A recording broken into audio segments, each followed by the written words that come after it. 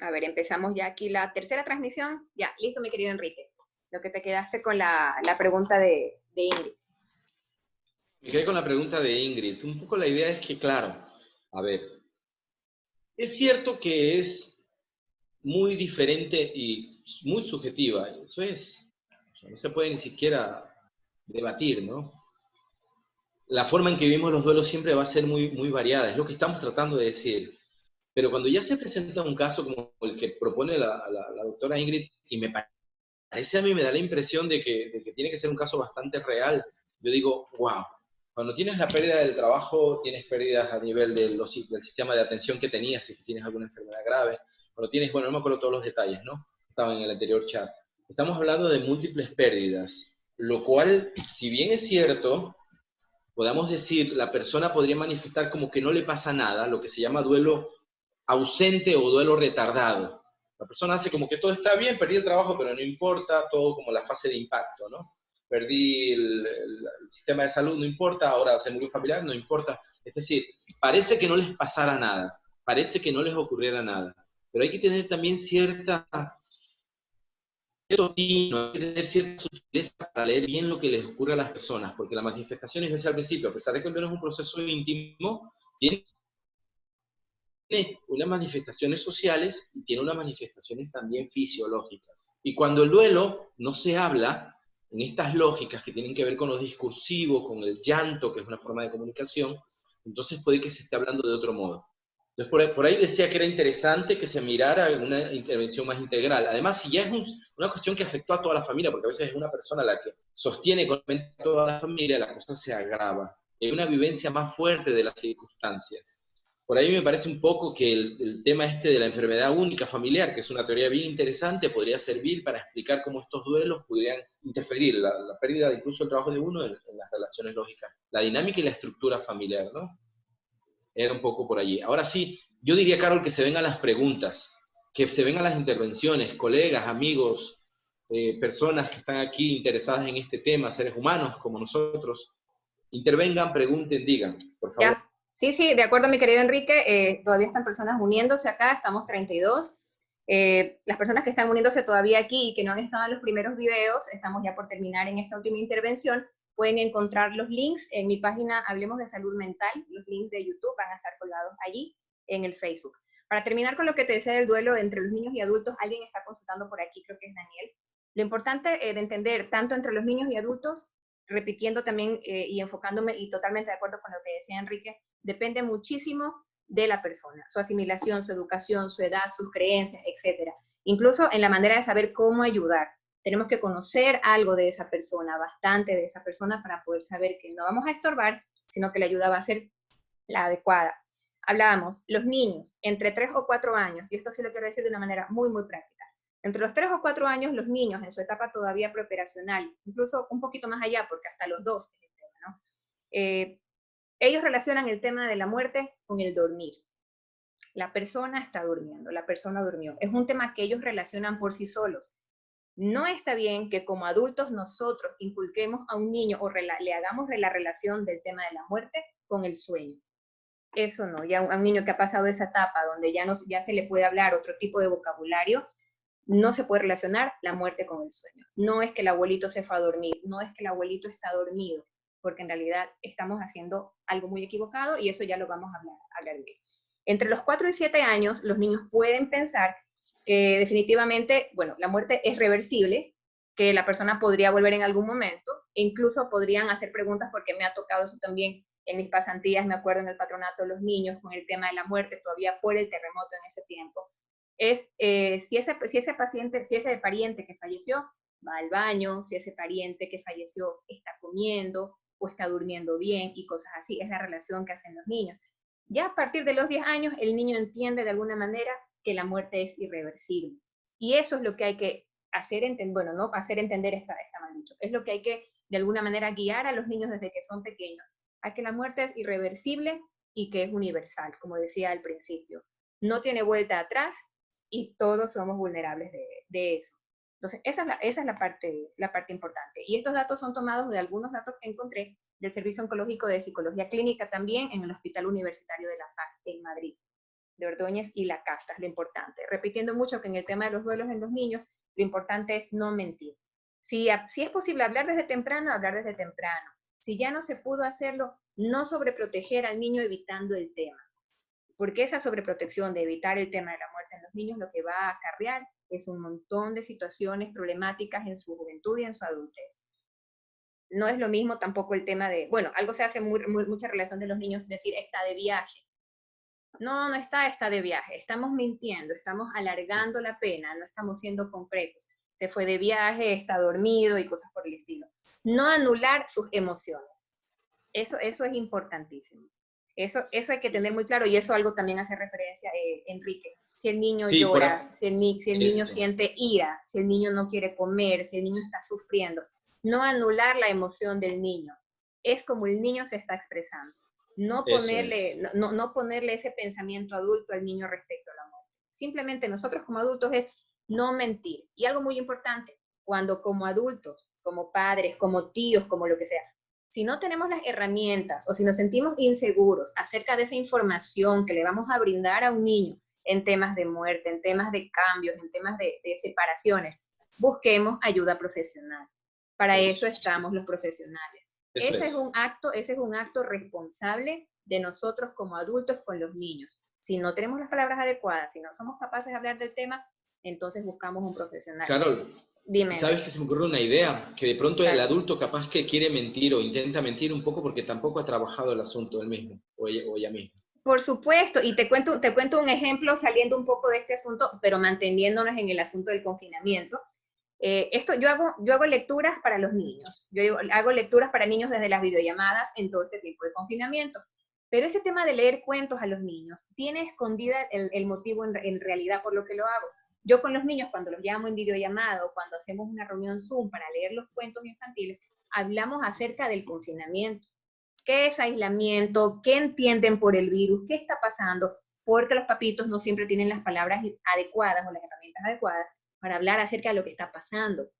Entonces los chicos no saben por qué están encerrados, por qué está pasando esto, y ellos están viviendo también un duelo que no lo pueden expresar, porque han dejado de ver a sus amiguitos de la escuela, han dejado de ver a su profesora favorita, han dejado esa parte social de lado, y ahora están encerrados con los papás todo el día, sin entender qué pasa, y los papás sin hacerles entender qué está sucediendo. Entonces, hay que ver que... es otro tipo de duelo también, mira. Eso justamente, hay que ver que son diversos tipos de duelos y en los niños se expresan de otro modo, no es el vocabulario del adulto. De hecho, por ahí me gusta mucho lo que plantea Françoise Dolto, una psicoanalista que me encanta, una francesa. Ella decía que los niños, incluso relacionado con Piaget, antes de la etapa preoperacional, para los niños la muerte es quedarse inmóvil. Y es muy interesante porque ella es pediatra, ¿no?, de formación. Para los niños la muerte es quedarse inmóvil. Y por ahí veamos cómo, cuando en estos funerales, en algunas cuestiones así, en las clases, cuando, la típica clase que se hacía antes, ¿no?, en el aulita, ¿no?, estaban sentados, se les pide a los niños que estén todo el tiempo quietos. Y en algún punto se les pide que estén como muertos. Ahora, François Dolto también decía que los niños son capaces de soportar todas las verdades. Eso no quiere decir que saberlo todo signifique decirlo todo. Repito, saberlo todo no significa bajo ninguna circunstancia decirlo todo. Hay que entender que hay cosas que tienen que transmitirse y otras cosas que tienen que transmitirse de cierto modo. Por ahí el lenguaje que debemos usar con los niños va a partir de lo que nosotros detectemos de la capacidad léxica del niño o de la niña, de la capacidad de hacer representación simbólica de la niña y de la niña. Cuidado con imponer nuestras maneras abstractas de mirar el asunto. ¿Ya? Por ahí incluso lo que se trabaja es mucho con el tema gráfico, lúdico, bueno, hay estas cuestiones. Ahora, acá Hernán hace una pregunta. Buenas tardes. Mi pregunta va enfocada en el duelo frente a una ruptura amorosa, Carol. Mira ese tema. Y Bien si está. un duelo no resuelto afectará al sujeto en la búsqueda o establecimiento de nuevas relaciones amorosas. Y sumando a eso el hecho de que no existe una buena dinámica familiar que contribuya a la superación del mismo. Pregunta si afectará en la búsqueda o el establecimiento de nuevas relaciones amorosas. Muchas gracias, Hernán Vázquez. Genial tu pregunta. Y bueno, entrar en esa lógica, si es un duelo, si es una pérdida, pero vamos a ver qué tipo de pérdida es.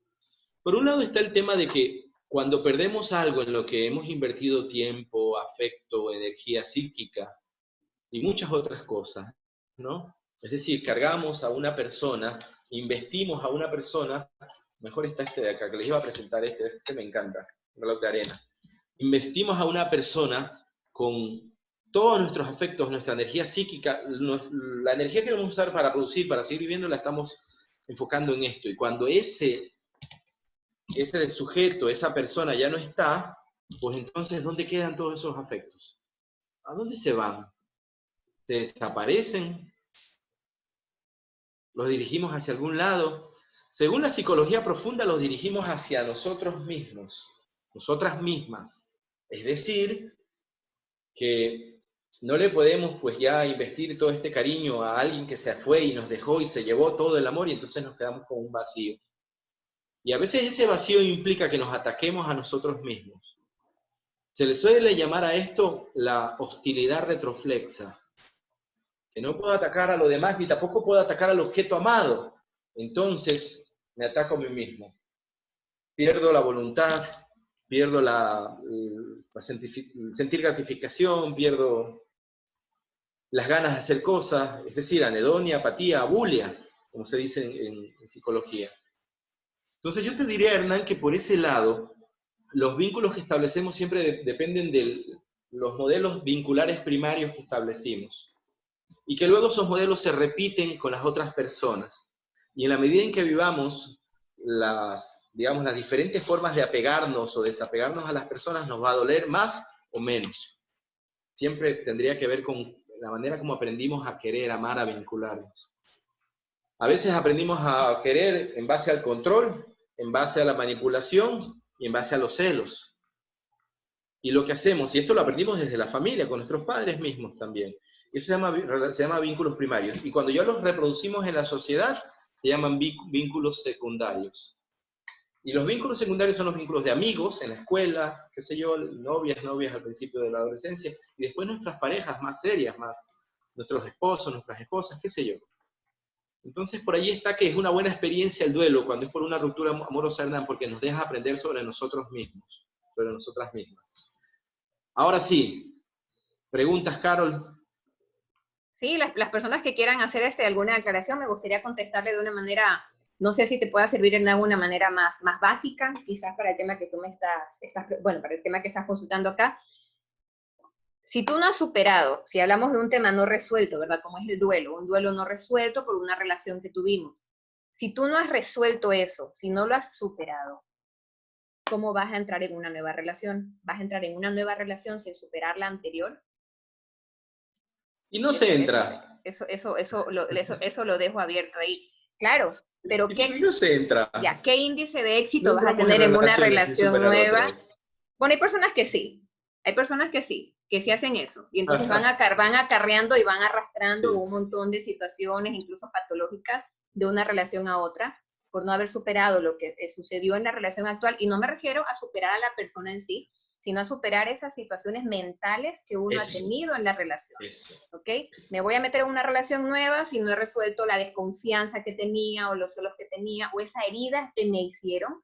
No la he superado, entonces yo voy a proyectar eso en la próxima pareja que voy a tener. Entonces, dice aquí, sumar el hecho de que no hay una buena dinámica familiar. Bueno, de alguna manera sí, sería lindo que todos tuviéramos esa oportunidad de tener una dinámica familiar muy bella, que nos permita resolver esos problemas propios nuestros, pero en la realidad no sucede. Y no podemos dejar toda esa responsabilidad a nuestro exterior para trabajar nuestro interior. El interior, nuestra situación que tenemos que resolver es propia, es muy propia. Y sería muy ideal poder también hacer parte al entorno que tenemos más próximo, ¿no? La familia, el trabajo, los amigos, para que contribuyan en esa superación, en ese dolor que estamos viviendo.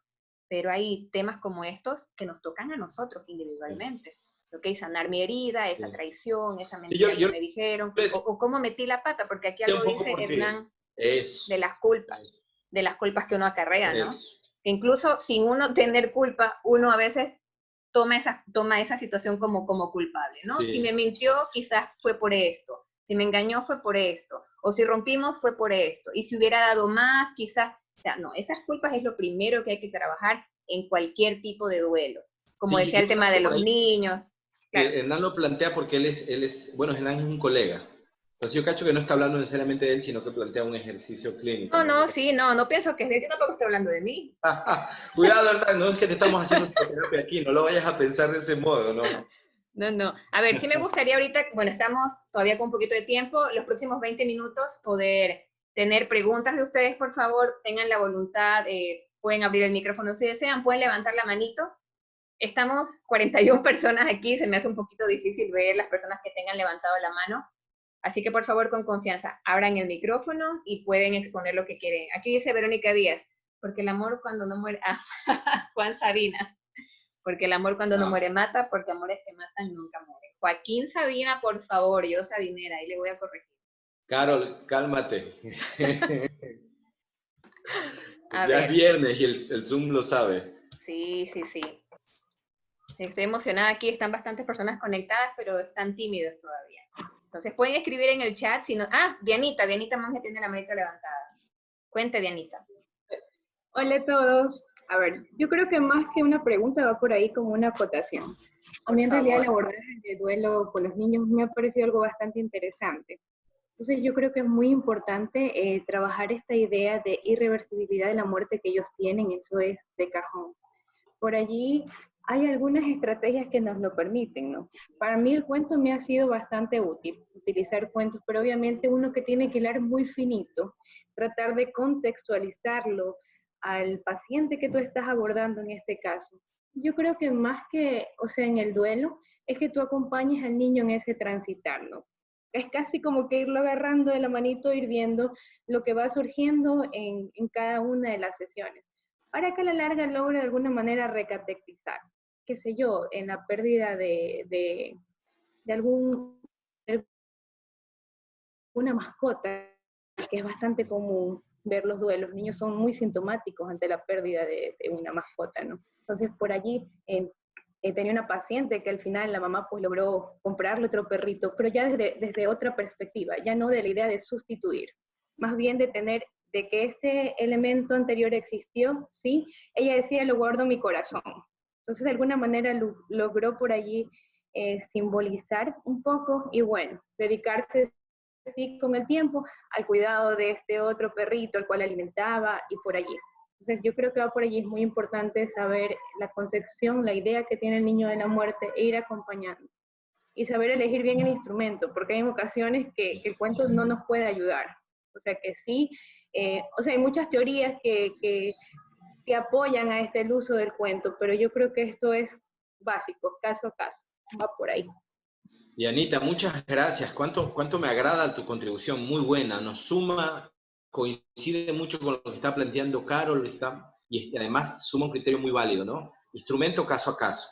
Por ahí una cosa que me parece importante, yo la aprendí trabajando para UNICEF. La infancia casi siempre está invisibilizada. Ajá. Y eso es bueno compartirlo aquí entre todos para que miremos que generalmente se mira cuando hay una tragedia, una respuesta, todo el mundo se dice primero a las mujeres y niños, entre comillas, por decirlo así, ¿no? Pero en realidad la infancia se la piensa como carente de esta afectividad que es muy importante en su historia, es una población prioritaria. Y por el otro lado me hiciste acordar de algo. En Manaví se da mucho, lo he visto también en otras provincias, de que, por ejemplo, muere un niño, una pareja tiene un bebé y ese bebé fallece. Y le tenían ya nombre, le habían hecho baby shower, no sé, estas cuestiones un poco trágicas, ¿no? Pero luego nace otro y le ponen el mismo nombre. Exacto. Ojo, lo planteo como una interrogante un tanto psicosocial, pero tiene mucha profundidad, ¿no? Por allí está un poco, a veces, el hecho de que los padres no elaboraron esa pérdida. Ajá. Y luego la repiten, ¿no? Incluso con nombres de por medio, que es una cuestión un poco extravagante. Sí. Es importante, bueno, yo creo lo dejo por ahí que para que lo pensemos y sigamos planteando por allí preguntas. va, yo creo que, o sea, es importante también, no sé si ya meter el ámbito salud, o sea, que a nivel del sistema hospitalario, esta situación de pérdidas, de óbitos también sea abordada, porque sucede que se produce una repetición y a nivel de psiquismo de los padres, pues no está resuelto aquello. Y a veces, o sea, la causa es fisiológica. Y en ocasiones, no sé si usted se ha dado cuenta que cuando existe un óbito, una pérdida, ni siquiera se le pone nombre. Se refieren a eso o simplemente prefieren no nombrarlo. Entonces, va por allí. Yo creo que desde allí es muy importante que en los sistemas de salud sí se le preste atención a las pérdidas. bueno, las muertes de bebés, niños, fetos. Así es, muchas gracias, Dianita, excelente, muy bien, gracias por tu aportación. ¿Qué más Gracias, tenemos? gracias Diana por lo que comentó. Me encantó que tocó el tema de la palabra sustitución. Ese tema de sustitución, ese tema de sustituir, no solamente ocurre en esas situaciones con los niños, con el tema de la mascota, ocurre muchísimo también en el tema de las relaciones. Justamente algo que preguntaba Hernán, o la persona que tenemos actualmente, llega, en el caso de la mamá que fallece o el papá que fallece, llega una nueva pareja a la vida del cónyuge a sustituir a la persona que faltó. O terminas la relación y encuentras una persona muy similar a la que tenías para sustituir esa relación que terminó. Y en muchos términos se trabaja así. También referente a lo que dice Diana, este tema de cómo no se humaniza más, cómo no se humaniza realmente el tema de las pérdidas. El tema de las pérdidas, incluso los diagnósticos. A mí me ha tocado ver muchísimo eso, cómo ha sucedido en Solca con las experiencias de cáncer en mi casa, varias. Cómo se le quita el nombre a los pacientes, cómo el nombre de los pacientes cambia a un diagnóstico. O a un número a veces, Carol. Exacto, o peor todavía, ¿no? O sea, ahí viene el linfoma Hodgkin, o le toca cita a cáncer de mamas, o sea, una cosa, una o la cosa, cama 38. O la cama número tal, por ejemplo, es duro. Dice Patti, ¿estamos actualmente con algún duelo social? Mi querida Patti, no sé, quizás eso te lo perdiste en el primer video, algo hablábamos justamente del duelo, el duelo colectivo, algo también mencionó Enrique acerca de este tema. La parte justamente es la parte social es la que no se está enfocando ahorita, estamos todos viviendo en una etapa de duelo personal, porque la parte del duelo social está totalmente afectada, está totalmente pausada, no se puede hacer aglomeraciones, tenemos que saltar las tradiciones que hemos tenido actualmente. Para abordarte mejor ese tema, sí les invito para que yo te mando después los links del primero y el segundo video. Otra cosa que dijo Diana que me encantó muchísimo es el tema de acompañar, porque esa es la parte justamente que nos está faltando, empatando con lo que dice Patti, esa parte del duelo social. Ese tema del duelo social, ese tema de acompañar es lo que nos está faltando. No como que fuera lo más adecuado acompañar, sino que es a lo que estamos acostumbrados y estamos arraigados a eso. El tema de llamar a decir un sentido pésame, o el tema de llamar, por ejemplo, como yo te decía, Enrique, yo no soy de decir mi sentido pésame, bla, bla, bla, porque me parece como algo trillado, como algo etiquetado. Ya en mis tiempos, y lo he vivido también personalmente, ese asunto de que vives una pérdida y las personas te saturan con mensajes y cadenas de sentido pésame, sí. Cuando quizás hay otras palabras que te ayudan más, ¿no? Por ejemplo, saber decir, sí, no tengo las palabras para entender tu dolor, pero estoy aquí para cuando necesites hablar, así es. Cuando quieras hablar, estoy aquí. O estar allí simplemente, ¿no? Sí, exacto. O sea, si vives en el mismo núcleo familiar, estar presente. Sumar algo a lo que dijo.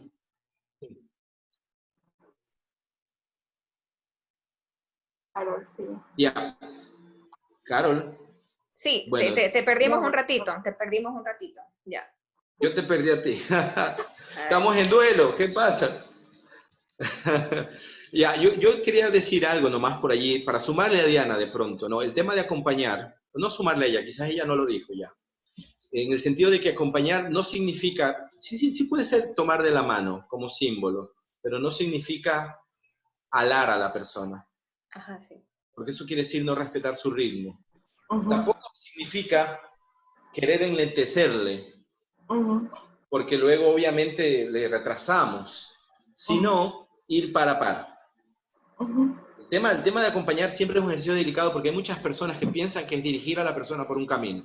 Pero si nunca has recorrido ese camino, porque se trata del camino ajeno, no es mi camino, entonces más te vale ir con la persona descubriendo poco a poco, no necesariamente ir por el otro lado. Ahora, lo que decía Patti, sí me interesa resaltar una pequeña escena. En el siglo XVIII había una práctica que se llamaba memento mori, que era una práctica funeraria. Para que la vayamos pensando cómo ido cambiando todo en el tiempo, ¿no? En que a las personas, a los difuntos, les cortaban, disculpen, ojalá no espero herir susceptibilidades, lo voy a contar lo mejor, lo más despacito posible. Pues le tenían tanto respeto y cariño a sus muertos que no querían dejarles partir. Ahí sí lo arreglé. Bueno, no querían dejarles partir. Entonces les cortaban un poco acá las pestañas para que pudieran tener los ojos como si estuvieran abiertos y se tomaban fotografías para despedirse de ellos o de ellas. Es más, los sentaban en la mesa y celebraban una cena, como una comida de despedida. Y hay muchísima evidencia en Internet sobre eso. Lo pueden buscar, se llama Memento Mori. Es un poco escalofriante para mi época, obviamente, pero es interesante cómo las prácticas, para lo que sea Patti, las prácticas sociales para elaborar el duelo han ido cambiando, pero casi siempre tienen que ver con un ritual para guardar el respeto por nuestros seres queridos o por las pérdidas que vamos teniendo, y un ritual para poder conjurar lo insondable de la naturaleza, lo que no podemos evitar. ¿Sí? Tiene que ver con ese ritual casi chamánico de conjurar la vida, lo que no podemos evitar. Ahora, había otra pregunta que me gustaría también darle alguna respuesta, que es de Marcia Amador. ¿Cómo podemos trabajar el duelo con niños? Eso nos da para un temazo largo sobre el tema del duelo en situación de discapacidad. Yo tengo alguna experiencia porque trabajé para la Secretaría Técnica de Discapacidades. Yo diría algo, Marcia, yo te invitaría a leer un libro que se llama El otro en el espejo. Así se llama, Marcia, para responderte rápido porque esto va a tardar mucho.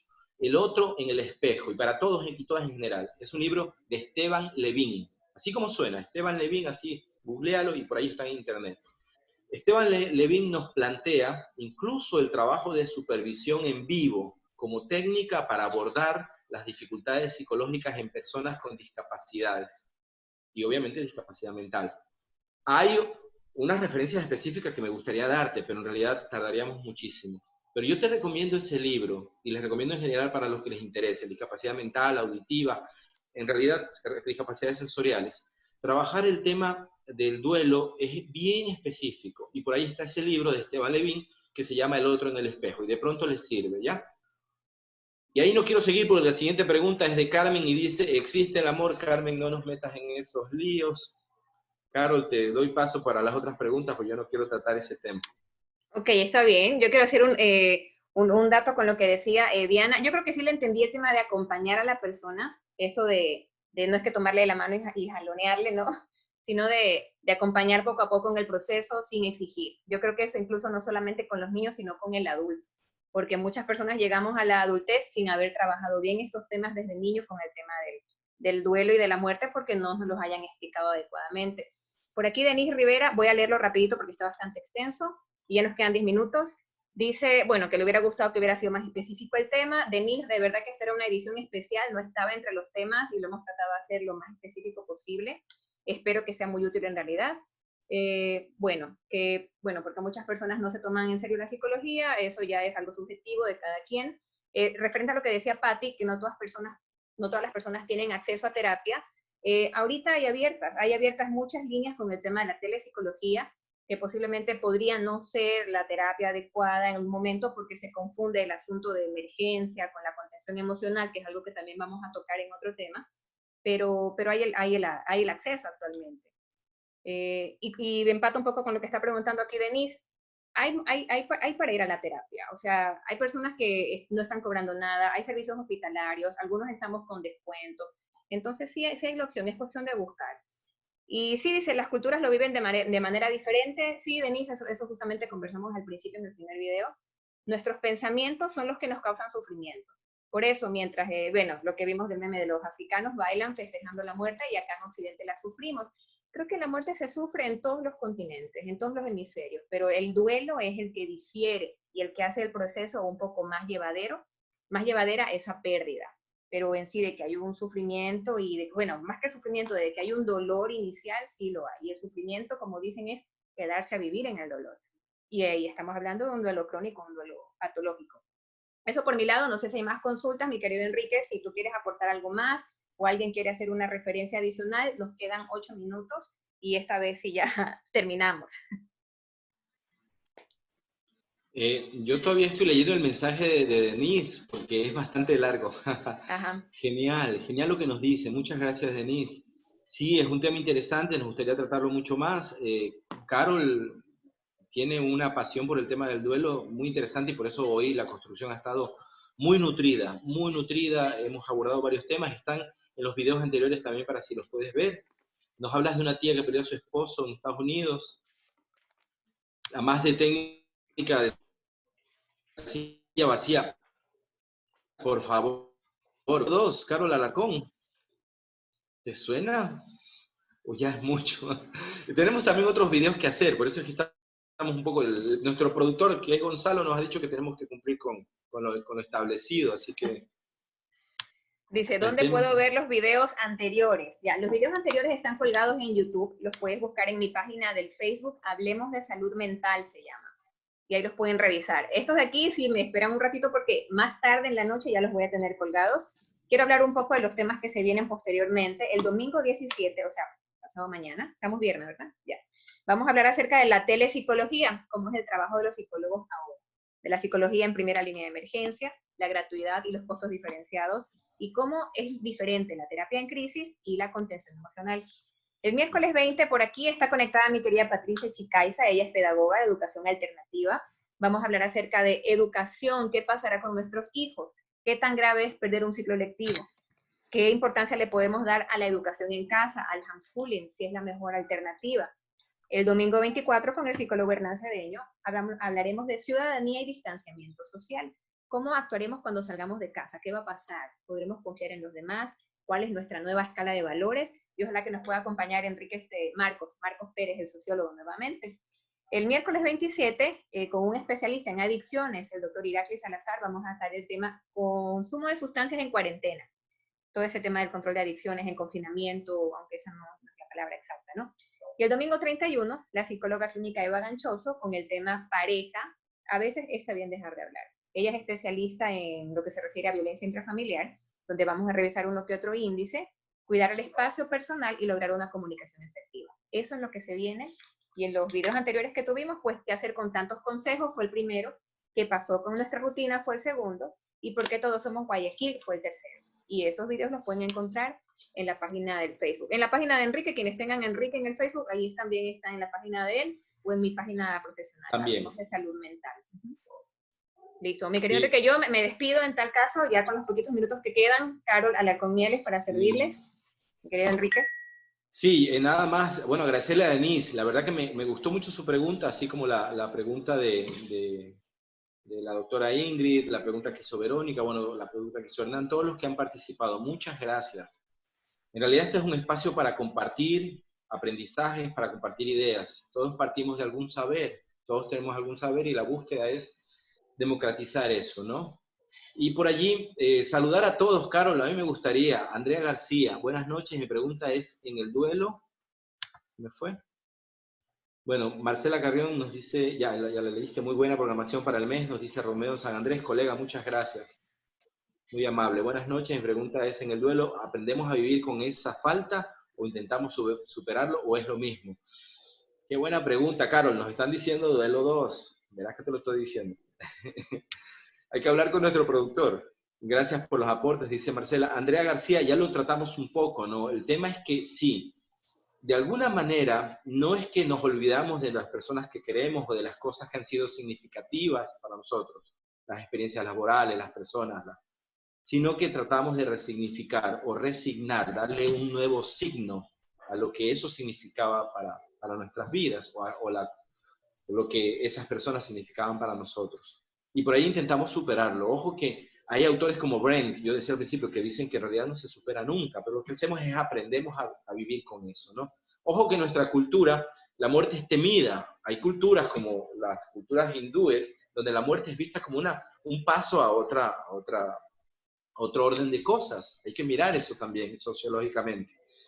Acá a nosotros los occidentales se nos enseñó a tener miedo a la muerte. De hecho, mucho la tradición judío-cristiana nos dice que si nos portamos bien, nos vamos para el cielo, y que si nos portamos mal, nos vamos para el infierno, y nos siguen hablando en esos temas de temor. Por ahí la lógica del pecado mismo está escrito en una lógica de temor. Y por lo tanto la muerte nos resulta un poco preocupante. A ver si por ahí nos vamos desensibilizando de a poco y lo entendemos como parte de un proceso vital. La muerte también es parte del ciclo de la vida, de hecho, ¿no? Gracias por los aportes, dice Mercedes Rivas. Muchas gracias, Mercedes. Gracias, excelente tema, dice la doctora Ingrid. Daniel Márquez, excelente charla, felicitaciones. Gracias, Daniel. Saludos a Carmen, a Daniel, a Dianita, a Verónica. No sé el número de la persona que está ahí, pero un número nomás. Lorena Ladino, Marco Albán, Elena, Wilson. Wilson también nos acompaña bastante. María Elizabeth, Andrea García, Mercedes Rivas, María Elena, Velázquez, Hernán Vázquez, Alejandra, Billy Vizcaíno, Fer Román García, Ingrid Quirós, Nubia Zambrano, Romeo San Andrés, Liz Zúñiga, Denis Rivera, Mayra, ayúdame Carol, Elena. Yo estoy acá todavía picada con la pregunta de Andrea. Cuando dice Andrea, ¿aprendemos a vivir con esa falta o intentamos superarlo? Para mí es lo mismo. Porque realmente, para empezar primero, ¿qué es superar? Superar no es olvidar a la persona. Superar es precisamente aprender a vivir con esa ausencia. Eso es. Comenzar a tener nuestra vida normal, asumiendo que esa persona nunca más nos va a acompañar. Hablando del tema de la muerte, ¿no? También podría ser aprender a vivir sin ese empleo que tuve 20, 30 años. Aprender a vivir sin esa pareja que me acompañó mucho tiempo. Entonces, aprender a vivir con la ausencia es realmente superarlo, no olvidarlo. Es como el tema del perdón. Dicen, perdonar es olvidar. Tú no te olvidas lo que te pasó o lo que te hicieron. Tú superas eso y lo que ya no sientes es rencor. ¿Recuerdas? Eso. Aunque sin no rabia, es fácil, ¿no? Tampoco decimos que es fácil. Exacto, ¿no? Y eso sí lo he repetido en cada video, ¿no? Este tema es un proceso, esto no es fácil. Hay situaciones que hacen un poco más sencillo procesar el tema, pero nunca va a ser fácil. El tema de la pérdida es algo, como no nos preparan para eso, justamente lo que tú también decías, no nos preparan para el tema de la pérdida, sino para ganar, para obtener, para tener, para triunfar, para avanzar. Nunca nos educan desde pequeños para el tema de la pérdida, lo que puede venir el dolor y el sufrimiento, y por eso nos cuesta tanto como adultos lidiar con esos apegos, ¿no? Pero, así es, para tramitar el dolor. Ya, lo que dice Wilson, exacto, sí, al recordar el valor emocional desaparece, sí, así es, ya no hay esa emoción. Entonces, mi querido Enrique, despídase que nos quedan unos segundos. Ya, falta Liz Zúñiga, Mayra, Sonia Padilla, Marcela Carrión, Pati Chicaiza, hola Pati, nos veremos pronto, qué gusto. Marilyn Torres, muy bien, gracias por estar aquí, Vicky Suárez, Yomaira Basante, Caterina Granizo, a Estefanía Martínez también, a Wilmer Cedeño que se está conectando ahora, qué pena, y bueno, y otra persona que no le veo el nombre específico, ¿no? Y eso es de mi parte, muchas gracias también por este espacio para compartir. Esa es la idea, acá compartimos ideas, conocimientos, lo que sabemos, lo que no sabemos lo preguntamos, nos enteramos con sus aportaciones. Nada, pues nos vemos el domingo. Es un tema para psicólogos y para quienes no son psicólogos, por favor, esto no es excluyente. Vamos a hablar acerca de telepsicología y yo por ahí le meto un temita más a Carol, que no se me enoje, quiero hablar también de teletrabajo. Porque nos está afectando el teletrabajo.